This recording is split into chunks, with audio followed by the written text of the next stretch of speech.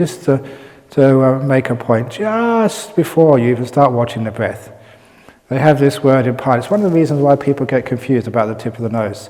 They say to establish mindfulness, paramukha, which literally means, like so you can either say, purakata is either put it in front. That's what it really means. Put your mindfulness in front. And sometimes people think, because Westerners, we're in here, so we think put our mindfulness up here in front of the nose. But it doesn't mean that. It means establish mindfulness as a priority. In the same way the English word priority means it's top of your list. It's in front of you, in front of everything else. So that's what it really means, to make mindfulness a priority, first of all. That's why we do present moment awareness and silence, to get mindfulness up before we start watching the breath. And then, when you watch the breath, the mindfulness is established enough, it's easy to do. And if it is still a bit rough, you just do a long breath or a short breath, just to make sure that you've got some sort of awareness of the breath. And you let the breath become natural and just follow it. For some people, that even that is difficult. So there's all these other tricks, and one of the tricks is counting the breath. And because modern people, they've done lots and lots of maths at school, they don't mind counting. I know there's quite a few accountants and people who run their own businesses here, so people love counting. So you can do the counting of the breath. Now if you want to play around with this, because it makes life interesting when you're watching the breath, the one which I developed was you breathe in, and in one, out one, in two, out two, 3, 3, 4, 4, 5, 5, in 6, out 6, 7, 7, 8, 8, in 9, out 9, up to 9, then you start again, in 1, out 1, 2, 2, 3, 3, 4, 4, 5, 5, in 6, out 6, in 7, out 7, in 8, out 8, then you stop at 8. Then in 1, out 1, 2, 2, 3, 3, 4, 4, 5, 5, 6, 6, in 7, out 7. Then in 1, out 1, 2, 2, 3, 3, 4, 4, 5, 5, 6, 6. In 1, out 1, 2, 2, 3, 3, 4, 4, in 5, out 5. Then in 1, out 1, in 2, out 2, in 3, out 3, in 4, out 4. In 1, out 1, in 2, out 2, in 3, out 3, in 1, out 1, in 2, out 2, in 1, out 1. One whole cycle. It's amazing, whenever I say that, people really pay attention. Because, it's something you can do. At last, you give me something I can do. Something I can get my intellectual head around. So you do that, and you can do that, it's a good little fun. So you can do actually 45 whole breaths you've watched to do that whole cycle. But you have to be quite firm with yourself. If you lose count, in 3, out 3, am I on 6 or am I on 5, where am I? Then you've got to start all over again, from the very beginning. And sometimes you will notice, it shows you how much mindfulness you haven't got, when you're in there saying to yourself, in 16, out 16, in 17, out 17. You totally lost it. But at least it tells you you're not really mindful. But that's just a little way you can play around. But if you do that, don't do it too much. It will give you a headache. Just maybe at the most 3 cycles, about 5 minutes maximum. And then if you still can't count, then just get up and walk or go to bed or have a cup of tea or do something. Have a cup of coffee to give your brain some boost of energy. But what it means is that it's just a nice way of little starting. So counting the breath, there's many other ways of counting the breath as well, which you can do. Or you can do like the mantras with the breath. The one which was very famous in Thailand was Buddho. Breathing in, Bud, breathing out, Ho. And that because the Thai people, for Buddha was a really important word, just the very sound of it really grabbed your mind. For Westerners, that doesn't work so much because we haven't got so much faith, we haven't been brought up in Buddhism. So the word which I like people to use when they're watching the breath, they're doing a mantra, is as you breathe in, you recite the word to yourself, shut, as you breathe out, up. Shut, up, shut, up. That's amazingly effective. It means something to you. And it's a bit playful, and actually after a while you get the message, okay, shut up. And you become quiet. So now all of those little means, and I gave some other little mantras yesterday. You can breathe in, like more serious, breathing in peace, breathing out letting go. All those sorts of things. They come within those first 2 steps of Anapanasati, just breathing in, knowing a short in-breath, breathing in, knowing a long in-breath. There's those first 2. Just getting hold of the breath, getting to know it, getting familiar with it. And then, again, I said yesterday that what happens, the 3rd step of Anapanasati, is the sutta. This is how the Buddha described it, because I'm linking what I said yesterday to what the Buddha said and then taking it further. The next step is when you see the whole breath, the whole thing of the breath, from the beginning to the end. So it's without any gaps. Just like you watch my finger going from one side to the other side. You see in the whole lot. That's a full awareness. Just partial awareness, you feel your finger, then you go off here, you go off there, and then you catch it again before it gets to the end. This is a full awareness of all the different sensations of breath from one in-breath. Now, of course, that takes greater mindfulness, but it's not that hard to do. Sometimes I've seen people who have been doing some carpentry, and they're totally focused on what they're doing. Or you may be doing some artwork, some painting or something, and you're totally focused. Every movement of that brush, you're there when it happens.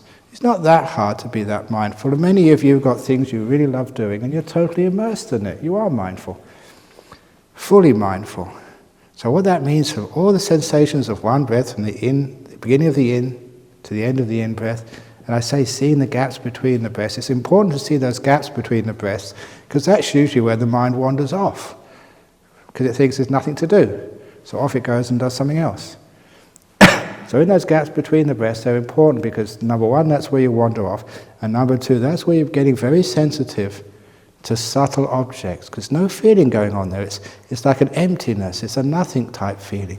And that becomes very important later on in the meditation, to be able to become able to notice subtle feelings, to be able to notice emptiness, nothing happening, whatever. So then, of course, it only lasts for a second or a bit longer, then the out-breath begins. You see it from the very beginning right to the very end. You become very, very aware. Now, one of the reasons that this works is because you're focused. It means that you get very peaceful and very happy. You've only one thing to do. Imagine going to work and you got all these letters to write, all the phone calls to make, all the reports to do or to sign, you got all this work on your desk. And if you've ever gone to work in the morning, have you ever thought of just putting the whole lot, sweeping the whole lot with your arm off, and just having one thing on your desk? Oh, what bliss. And that's what we're doing here, just one thing on our desk, just the breath and nothing else. Oh, what bliss. So you don't have to think about anything else. And also, once it starts to get joyful, we get what happens when we focus. When we focus, everything else except what we're looking at fades away and disappears. And here I bring up the simile of the TV screen. Now, if ever you go on an aircraft, you see those little screens in front of your seat. They're tiny screens. But people are very happy seeing tiny screens. But in your homes, you've got these 20-foot wide plasma screen TVs. Now, I challenge you, the next time you go traveling, you notice that when you see that tiny screen, after a short while, you can't notice the edges of the screen. You're actually inside, and the edges have just disappeared. Exactly the same when you watch this big plasma screen TV. Only when it's turned off, when there's nothing happening on it, do you realize how big it is. But when you're watching a movie or the soccer match or whatever else you watch, you'll find that it's exactly the same perception in your mind as a tiny TV screen. People only notice how big the TV screen is when it's turned off. When they're turned on and you're watching, all sizes look completely the same in your mind. See if you can notice that. Because what happens when you first watch the TV, okay, you got this, I remember when I used to watch TVs, had this box and a picture of, your parents' wedding on top, or from flowers or something on the top, and underneath you had sort of the VCR or the magazines. And then you notice that once you turn the TV on, the photograph on top disappears, you can't see it anymore. And even the sides of the screen vanish. You don't know whether it's a wooden side or a metal side screen, the frame. And in fact, If you did this experiment and you had like circular TV screens, or like triangular TV screens, or I don't know what other ones, like rhombus or whatever TV screens, you'll find it will make absolutely no difference. Because once it's turned on, your mind goes to the center and everything on the periphery disappears. That's just the nature of focusing. In the same way, if you all focus on my nose, after a while my ears disappear. You can't see them anymore. Actually, I was just focusing on Phil, and you disappeared. Bhikkhuni. That's what happens, because whatever you focus on, everything else just falls apart, away, and you can't see it. That's the nature of focusing. So this is what happens when you're watching the breath, the full awareness of the breath. You're so focused on the breath that everything else falls off the screen, just like on a TV. Which means the people sitting next to you, they just go beyond, outside of your radar. Even sounds, they fall away, because you're just watching the breath. And even your body, because the breath is inside, and everything on the outside just fades away until it all disappears. That's what happens when we focus, which means that we don't have so much business, which grabs our attention. And that means that everything gets very calm and very peaceful, the fourth stage of Anapanasati. You're just watching this breath and it becomes very peaceful and very nice, and there's not many things disturbing you, beginning to focus. The next stage of Anapanasati, as the Buddha taught it, I always say this is the most important. Actually, the fifth and sixth stages, where you're breathing, experiencing piti and sukha, the happiness and joy of meditation. And I don't know why this is there in black and white. It's there said so many times. I don't know why people, when they start to enjoy meditation, they think that something's going wrong. And why people say, oh, you're enjoying yourself, you'll get attached to that happiness. That is ridiculous. The Buddha actually said this is what's supposed to happen. This is to be expected, it's to be encouraged. So when it happens, don't think you're doing something wrong. You're doing something right. Well done. You're happy at last. What's wrong with being happy? You don't all have to be depressed. That's one of the reasons I like Buddhism. You know, when I went to Christian churches, they were all hard pews, stone, they were cold and really boring and scared the life out of me. I'm a sinner, I'm going to go to hell. Oh God, that's not very nice. You go to Buddhism and say, yeah, you can forgive, and it's nice and happy, and the monks and the nuns tell jokes. And there's something, happiness, joy, was part of the experience. But there is still a lot of people think that if you're smiling, you're not serious. That unless you're suffering, you're not a real Buddhist. Which is absolutely crazy stuff. You know, I recently went to Hong Kong last February to teach a retreat over there. And at the end of the retreat, there was a Mahayana nun who came up to me and said, thank you so much for coming here. You know, you've been smiling and making us laugh all week. You know, now I can smile and laugh as well. Before you came, every time I smiled or laughed, people told me off. You're a Mahayana nun, you shouldn't smile. And this is a true story.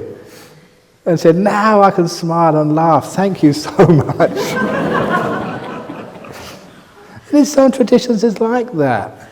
You know, sometimes it's far too serious.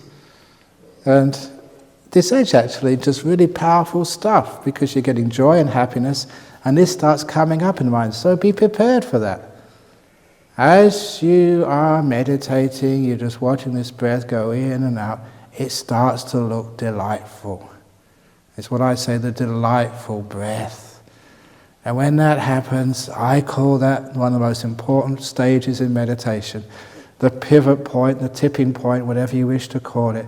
Because from there on, you're really getting into your meditation and having a good time. You like meditating, you can sit for long periods. Why? Because it is fun. It is joyful. And you have a great time. And sometimes people just think, gee, why, Ajahn Brahm, why are you a monk? For fun. You get immense joy and happiness out of this lifestyle.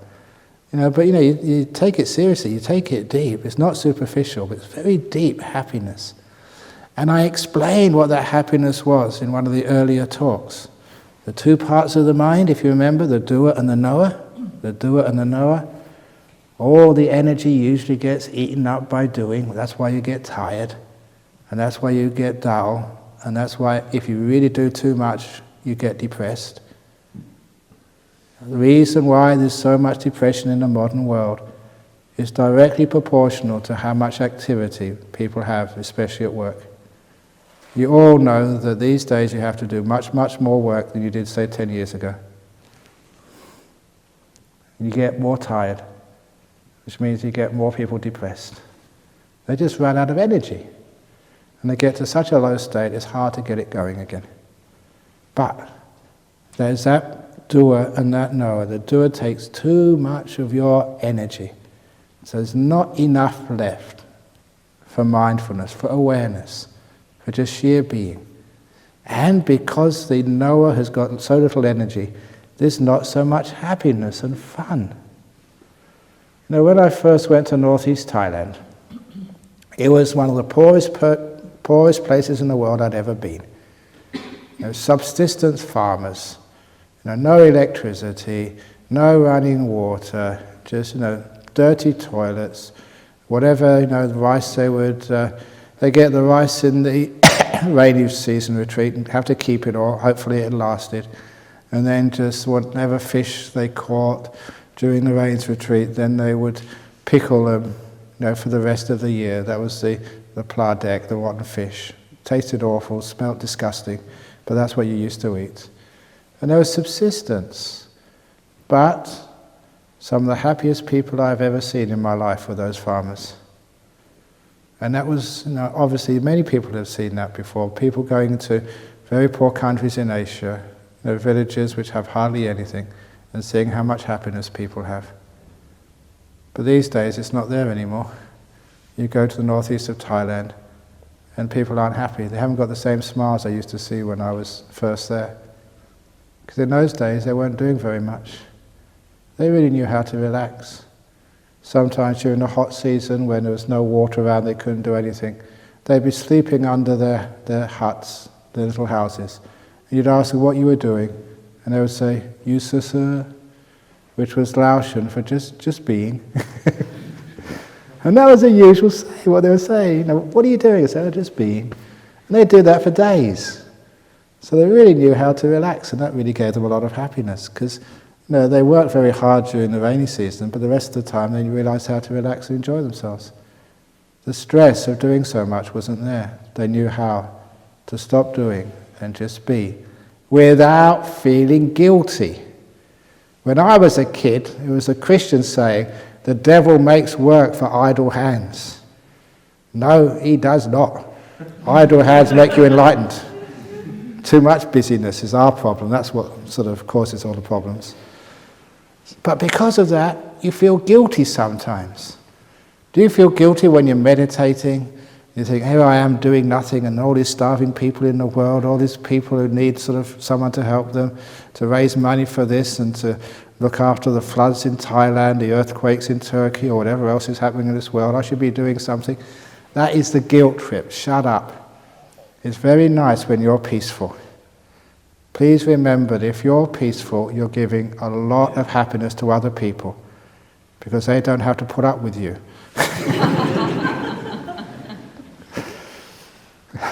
So being still is your great gift to others. So no, don't feel guilty about being still and being happy. Because when you are still, when you don't do so much, when you can relax and you don't feel guilty about it, energy starts going back into the knower. So when you're meditating, just watching the breath go in, breath go out, you're hardly doing anything at all. Which means that the energy starts to flow back into the mind. You're more awake, more energy, and more happiness. The breath becomes delightful. It's just what happens. It's gorgeous. Now, I love telling this story every time. I'm just going to lead up to it with a few pre-stories. What will happen during this retreat, if you really get into the meditation, is that everything will start to look really gorgeous and beautiful. One of the first times that happened when I was in Thailand, walking meditation during the rainy season in the hall on this concrete floor. And I was walking, I was getting very still and peaceful. Then I had to stop, because that concrete floor was a work of art. I don't know if you've ever seen concrete. I mean, really seen it. But there's so many different shades of grey. And the whole thing is like contoured. It's like a mountainscape, because it's never even. And the different colours of grey, the way they are positioned next to each other. My God, I never noticed that before. That was absolutely beautiful. And I stared at that piece of concrete for about 10 minutes without moving, just enjoying, like it was like some work of art. I even thought I should get a concrete saw, so I've cut it out and send it to the Tate Gallery in London. It was that beautiful. And you think, what's going on there? Is this guy on some sort of illegal substances, some drugs? Are they putting something in the water or the tea in this Jhana Grove retreat centre? What's happening? And all it was is the nature of the mind. When it really gets still, the energy gets so powerful that even a lump of concrete looks incredibly beautiful. And that leads up to the classic story. Once on a retreat, I got so peaceful, so still. So much happiness and joy. And of course, I had to go to the toilet. And after going to the toilet, I just by chance, I looked in the toilet bowl. Wow! Look at that piece of shit. I've never seen anything. It's not just one colour, it's all different shades of brown. And the texture of it, because when it's got a little bit of slime on the outside, it's like a diamond, it reflects the light, and it sort of sparkles in the toilet bowl. And just even the way it was all put together, it was just amazing. And I was standing there saying, wow, I know it's one of the hardest things I've ever done in my life. to press a button and send it into the sewers. Oh, that was really letting go. And I love telling it, because that's a true story. I'm not exaggerating. It's the most delightful turd I've ever seen. And of course, they're all the same. It's just because your mind is powerful, and you see anything looks delightful. So you can imagine just watching your breath. Oh, that's incredibly. Or you go outside, and you've got to be careful, because once you get into these stages, you look at just like a blade of grass, or if there's a flower outside, that blows you away. Oh, it's incredibly beautiful. Enjoy it. You deserve it. The mind is waking up. And you start to see beauty where you've never seen it before. And it's fun, it's deep, it's profound. And you're learning a lot about the nature of your mind. Of how that by being still, you're getting very deep insight. You really are seeing deeply into things. And you see some beauty which you don't expect to see. And that's really important with the breath, because the breath becomes so delightful. Just like watching that piece of shit. I was totally focused, one-pointed on it for 10 minutes. Nothing could disturb you, because that's what happens when there's delight. It's the delight is the glue which sticks your attention onto the object. Before that time, you use willpower, you force the mind onto the object. But once you have delight, you don't have to put any effort in there at all. In fact, if there is any effort, the effort is to take you away from that object. It takes a lot of effort to pull yourself away. The delight keeps you very, very stable. So you're just watching that, doing absolutely nothing, because you don't need to do anything. You're enjoying it. Now, the trouble with many people these days, they're so into attaining, so into getting more, that they can't even enjoy the bliss of that stage of meditation. They want more. Give me more. I want more. Please be content. This is good enough. Just be happy to be able to watch the breath, as happy and peaceful as you've ever been in your life. And then you get more, because that's actually how it works. When the delight happens in the meditation, and you really feel it deeply, which is the seventh step, when you start to sort of calm down, then all of the breath disappears. The breath gets so smooth. What's happening here is because you're watching every moment of the breath and its delight, the delight is what you're really watching rather than the breath. It's that aspect of the breath called the happiness. And then the whole thing vanishes, leaving only the happiness. Years and years ago I was trying to find a simile for what actually happens. And the best simile came from Alice in Wonderland. The simile of the Cheshire Cat. Because Alice saw this Cheshire Cat, which is like a smiling cat, sitting in a tree, and then it would suddenly disappear, and then suddenly come back again. And Alice said, "It really gives me a headache to see you coming and going so fast." So the Cheshire Cat said, "Okay, I'll disappear slowly." And so the Cheshire Cat started to disappear. First its tail disappeared, then its legs, then its body, leaving only its head. Then its ears disappeared, then its whiskers disappeared, and then its whole head disappeared, leaving only its smile. And Alice said, "A cat without a smile, I've seen that before, but I've never seen a smile without a cat." It's a very, very clever little book, Alice in Wonderland, but I thought, exactly, that's what's happening in meditation. At that particular stage, the smile is left, but no one left to do the smiling.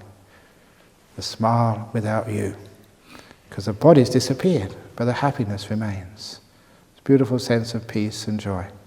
So when the breath does disappear, if you have developed the delight and happiness, it's very easy once the breath disappears to know what happens next. The problem with many meditators, somehow or other we're either afraid of delight and happiness, or we've got into our head it's something wrong, something to be attached to, it can't be right, I'm enjoying myself. Religion is what we do when we're not enjoying ourselves. But no, this is the joyful part of it. So somebody once told me, that you come from the United States, the Puritans started United States, they founded the place. And someone once sent me the definition of the Puritan religion. The definition of Puritanism is the fear, and it's all based on fear, the fear that somewhere, someone is happy. And that was actually very profound. Somehow or other that we are either afraid or said of guilty of being happy. And already some person has asked me this in the interviews. Sometimes when you get to that delight, you think, I don't deserve to be happy.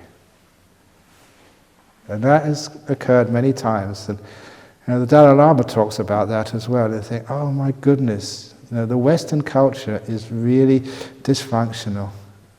When we are happy, we can't enjoy it. We think there must be something wrong.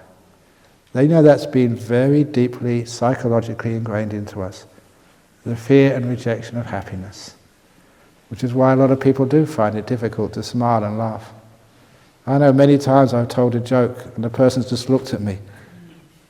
Stony face. They know it's funny, but they refuse to laugh on principle.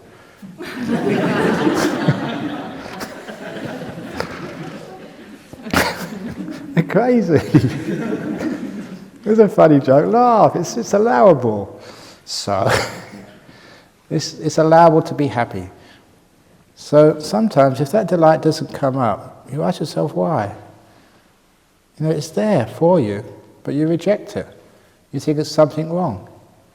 Which is one of the reasons you have to do a lot of these talking about letting go of guilt, flushing down your past, on a piece of toilet paper into the toilet bowl, letting all that go, keeping all the eggs from the past, not the shit, so you actually feel good about yourself, enough to allow yourself to be happy. And so that when that meditation does get to that stage, you permit piti sukha to arise. And it does. And you deserve it, and you have a great time. If that's not happening, just check whether you're giving yourself permission to be happy. And when it does, when that happens, the breath gets very peaceful, then it disappears, having a great time. And then the delight is left. And that appears, it's a delight in the mind. This is mental joy. Remember, it's a knower. The mind gets all the energy. And that gets so energized, it appears in your mind's eye like a beautiful light. It's the nimittas, the beautiful lights appearing in your mind. And they're joyful, because that's just the mind has been energized, it's joyful, and just that's how you experience it, how most people experience this beautiful light coming up into the mind. That is the 9th stage of Anapanasati, experiencing the citta, experiencing the mind. The 5 senses have disappeared. So just like that simile, the emperor, the clothes are off, now you can see what your mind is. It's beautiful light coming up. Does not matter what colour that light is. It does not matter what shape it is. It's just a light, that's all. And you're not seeing it with your eyes, you're seeing it with your mind. One of the reasons why I put no windows in this hall was that so that, if you see a nimitta, it must be a nimitta. It can't be the sun. Okay, the sun's up there somewhere. You can't be seeing it. There's no windows. It's a nimitta. Accept it. It's amazing how many people say, well, I saw it. No, it couldn't have been a nimitta. Not me. It's just a negativity we have. We don't give ourselves a break or the benefit of the doubt. So, 99% of the time, because I've been teaching a long time now, 99% of the time when people say they see a light, it is a real nimitta. It's very, very rare. Maybe in 1% of cases, it is a light. Some sun is shining on, or reflection of some car headlights or something. But most of the time, it's a nimitta. Nimittas can come up too early. So, just don't be interested in them. But if you follow the path, you'll be watching the breath, it's become so delightful, having such a wonderful time, and then it disappears. Then nimitta comes up. They're the good ones. They're the ones which are useful. They're the ones which are coming up in the right order. Okay, and for me, it took a long time to understand what that light was. Even though the Buddha said it's a citta, it's your mind. The Buddha actually said, this mind is radiant, pabhasara citta, that's it. It's this beautiful radiant light. You're experiencing it. It's obvious afterwards. But first of all, because you're still not stable, that light will come and go. That's what happens at first. You know why it happens at first? It's because you get too excited. Alas, the nimitta, I've got a nimitta, la la la la la, I've got nimitta. And then you blow it because you're not still and stable. These things happen because of stillness. So, don't move. You have to be like this famous simile from my teacher, Ajahn, a great simile. I can't improve upon it, never heard anyone improve upon it. The still forest pool. Can you remember still? Forest pool, a lake, a pond, has always been the simile for your mind. In all cultures, like a lake, a pond, a body of water, especially in the forest, that's a simile for a human person's mind. But Ajahn used this from his own life. When he used to go on this wandering as a monk, he used to find a lake or a river late in the afternoon because you want to wash and maybe rinse out a few robes and get some water for drinking. So you'd always be aiming to find a lake or a pond somewhere in the evening. So very often you find that lake in the forest, in the jungle somewhere, or a river, and then you'd wash and rinse out some clothes, replenish your water bottle. Then for the evening you have these mosquito nets, you set them up maybe 10 or 15 meters away from the water's edge, and you meditate there all night and then go to bed and go to rest. But sometimes you'd stay up in the late evening just watching the animals come out to play before those nature channels, or what are they called, National Geographic, those channels on TV where you watch the animals play around. Before those times, the only way you could see those animals is in real life. So he would actually sit very still in his mosquito net umbrella, maybe 50 meters from the water's edge in the evening, and watch all the animals come out and play. But they'd only do that if he sat still. Because if he moved, they would know there was a human being there. And for the animals, most human beings in the jungle would mean hunters who would kill them. So they were terrified of humans. So if he moved, even though they may be thirsty, they wouldn't come out. They'd hide in the jungle. But being a monk, he could sit very still. And that meant they could all come out and play. I remember not going into the jungle to do this, but I remember in this one monastery in the north of Thailand, very remote, in the jungles, high up in the mountains. I remember just spending a retreat there, arranged retreat there, and I would always put a bowl of water out for the birds to drink. I know you see the birds, the way they drink all over the world.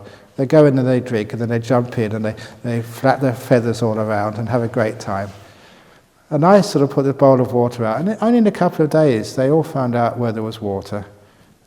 And I would watch them through a knot hole in the wooden planks of my hut, so they wouldn't realize they were being observed. And so through the knot hole I watched them. It was delightful to watch.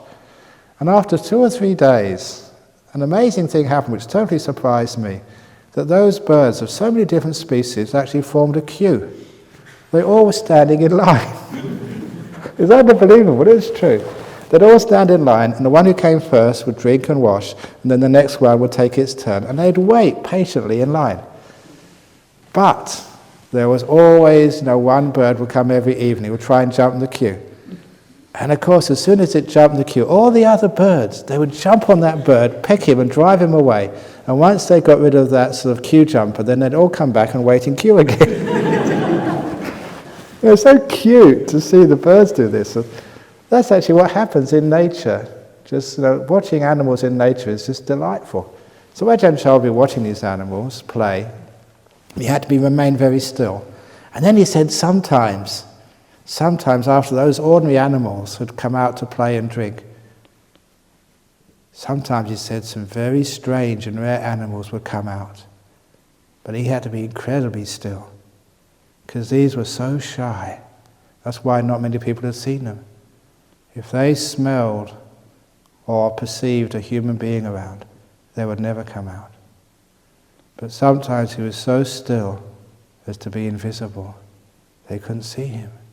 So they came out to play as well. These strange, weird animals. His parents and teachers had never told him that these things existed. And it was so enjoyable to watch them play by the still forest pool.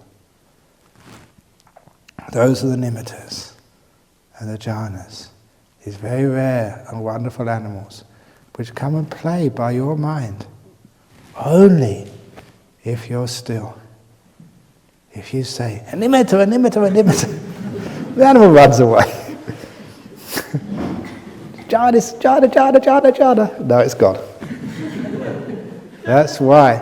For me, that was a great simile because, people said, be still, and I couldn't really get it.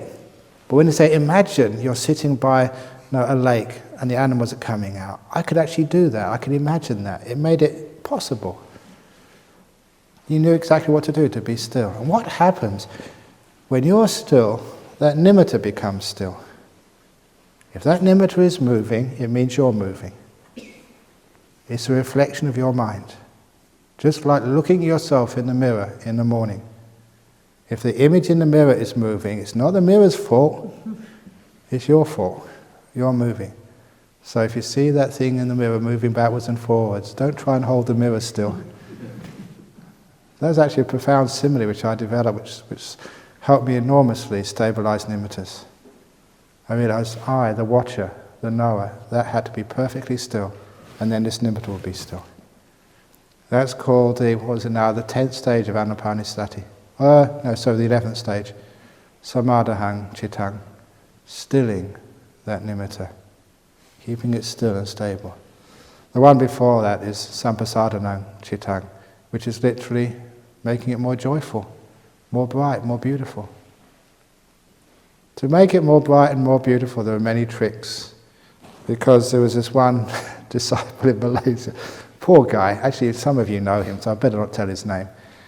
I started teaching like this, and he could get a nimitta coming up in his meditation, but after I told him this, he came up to me and he was very, very disturbed. And I said, why? And he said, you just told me that when you actually see this citta, this nimitta, it's a reflection of you. He said, when I saw my nimitta, it was so dirty and grubby. And I said, what have you been doing? And he said, exactly. He'd been misbehaving, I forget what. I better not say what he did. But, breaking precepts and being a bit selfish and indulging. And this is actually what happens. When that nimitta comes up, there's no possibility of distortion or denial or wishful thinking anymore. It's right in your face, literally. They actually see just how pure you've been. And if you have been naughty, if you haven't been kind, if you haven't been generous, if you've been cruel to someone or cheated someone, you see that straight away. Your little light is dirty, smudged. But there is a trick, which I taught him. And that trick is this, and it's a very good trick, and it's a very powerful trick as well, which to use in the whole of your life. Yeah, you may not be perfect in your conduct. You may be a bit selfish and angry and irritated. Maybe somebody's banged the door in your cottage today, and on purpose you bang the door back when you know they're having a sleep. The sort of stupid stuff which people do. And that makes your nimitta a bit dirty. So what happens is, it's not all of that light is dirty. There's always one part which is more clean, more bright than the rest. And what you do is to incline towards the beautiful part, the brighter part, the clean part. And just like that simile of the television, if you do to the bright part, all the rest of it expands. You just go into that bright part. And in that bright part, you go to the brightest part of the bright part, the cleanest part of the clean part. And you keep on going that way. And soon you've got this incredibly beautiful nimitta. But a lot of times people aren't positive at all. Years ago I went to accompany Ajahn Sumedho to teach a retreat in this mining town in the north of England called Darlington. It was only a weekend retreat, and when we went there, people were surprised because they say, this was actually, I think, just during the recession years in UK, just before I think Margaret Thatcher was a Prime Minister then, closing down all the coal mines then, so it was a very sort of bad time for work. And people said, what are you doing coming to Darlington on the weekend? Everybody leaves Darlington on the weekend. And in the mornings when you went for a walk, Ajahn Sumedho's in a positive mind. I've got a very positive mind. So we went to the park, we went to the flower gardens, went to all the beautiful parts. But there was another monk who was there at the last retreat, and he went down to the old canal, the gas works, and the defunct industrial area of town. And the person who was hosting the retreat said, that is typical. That guy is always so negative and down. If he goes for a walk, he'd more like go to the cemetery than go to the beach. And it really shows your inclinations. What are your inclinations? Are you a person who always looks for the positive, who always is going to give people the benefit of the doubt, see their goodness and beauty, or are you always going to see their faults? If you see the faults, you've got what we call in meditation the fault-finding mind. If you have a fault-finding mind, you see the faults in the people in your cottage, you see the faults in the food, you see the faults in this place, you see the faults in me, but worst of all, you see the faults in yourself. And you get into a very negative mind. And that's the person, they see this nimitta come up, they always go for what's wrong with it. The opposite of the fault-finding mind is the appreciative mind. Yeah, it may not be the best retreat, but it's good enough. It may be not the softest of cushions, but at least you don't have to sit on that thing. It may not be the best jokes, but it's just all you're going to get, so you might as well enjoy it. When you've got that positive mind, the appreciative mind, a mind of gratitude, you'll be someone who sees the nimitta and you'd always go to the beautiful part. So look in your life, what do you incline towards? Incline towards finding fault with people? Or incline with seeing their good qualities?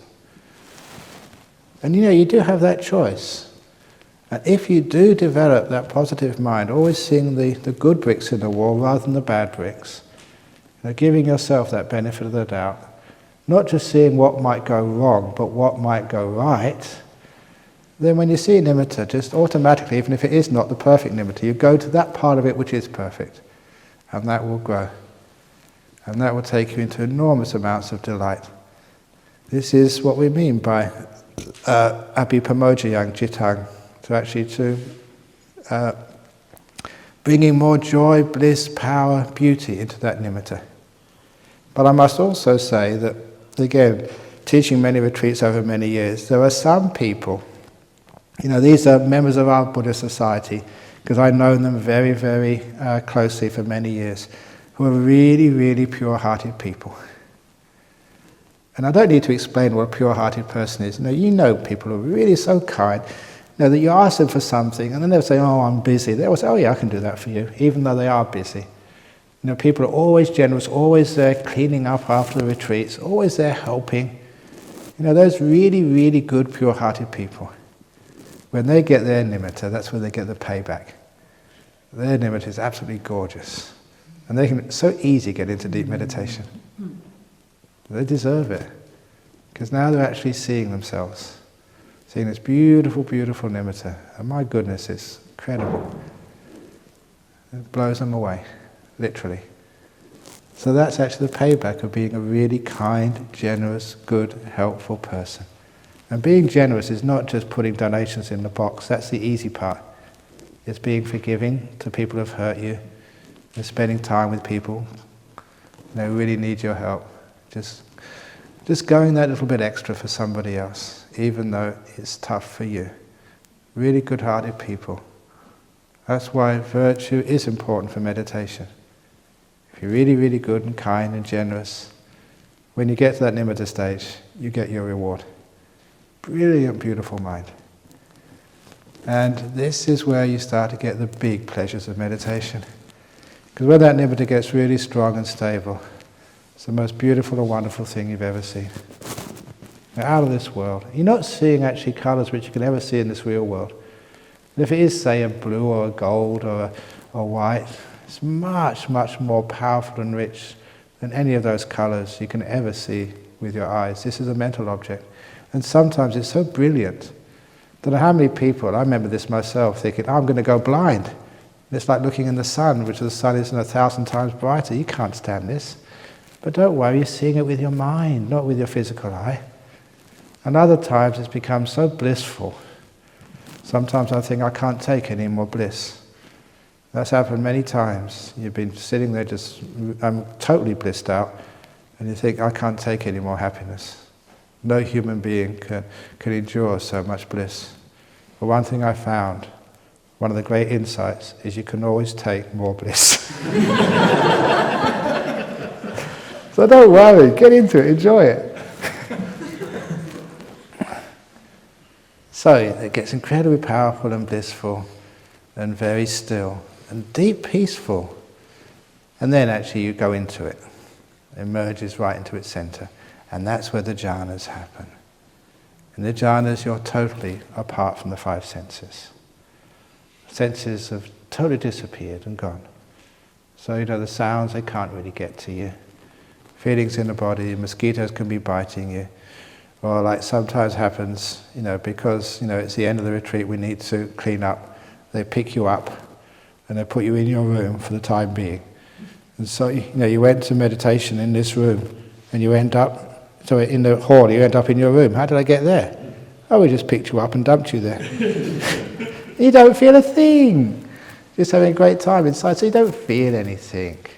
It is really deep, beautiful meditations. But you are perfectly mindful. But not of the five senses. You're mindful of the sixth sense, deep inside the mind. This is the start of the jhanas. But that, again, is another talk for another time. I just wanted to get you into these nimittas, first of all.